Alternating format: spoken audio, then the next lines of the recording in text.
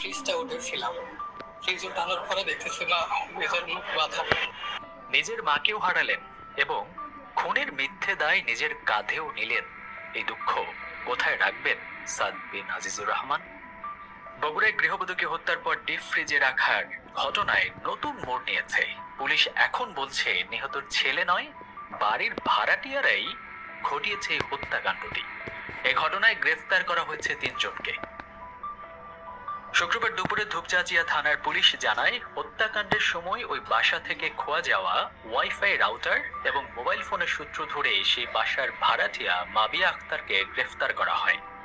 জিজ্ঞাসাবাদে মাবিয়া স্বীকার করেন, 4 মাস আগে উম্মে সালমার বাসা ভাড়া নিয়ে মাদক এবং অনৈতিক কাজ চালিয়ে যাচ্ছিলেন তিনি।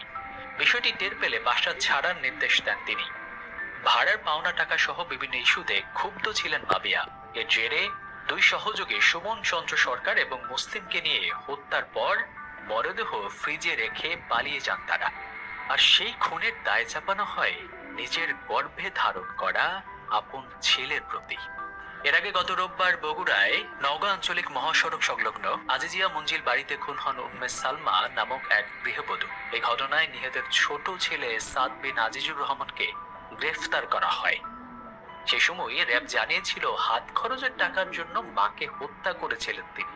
এ নিয়ে তারপর সামাজিক যোগাযোগ মাধ্যমে তোলপাড় শুরু হয়। কিন্তু এবার পুলিশি তদন্তে নিল নতুন মোড়। ছেলে নয়, ভাড়াটিয়া খুন করে তাকে ডিপ ফ্রিজে রেখে যান।